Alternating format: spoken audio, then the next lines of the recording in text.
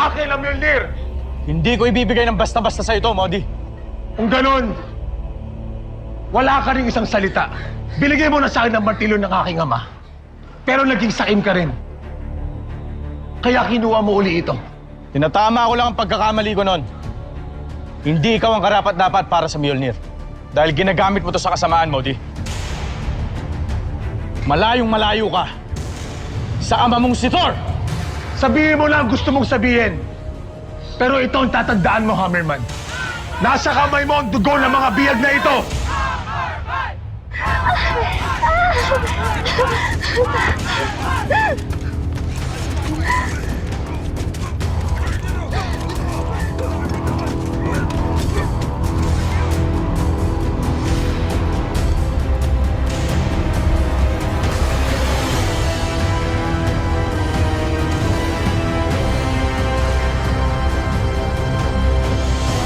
Hammerman! Tulungan mo kami!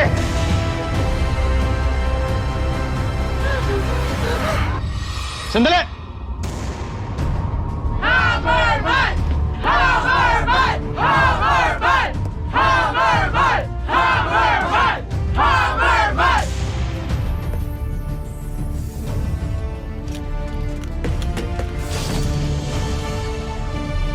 Pakawalan mo sila.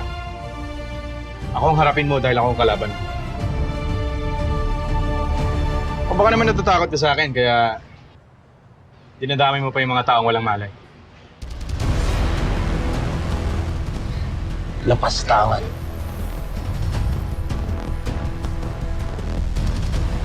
Pwes, nakuha niya ang gusto niya. Kung gusto mo iligtas sa mga taong ito, pagbibigyan kita. Sa Asgard tayo maglalaban.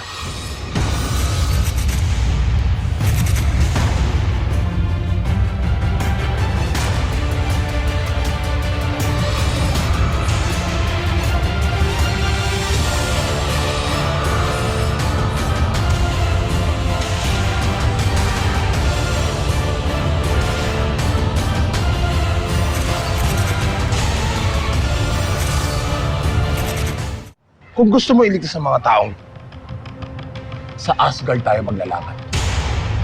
Payag ako. Kung manalo ka, mananatiling ligtas sa mundo mo. Pero kapag nanalo ako, hindi lang ako magiging hari ng mundo mo.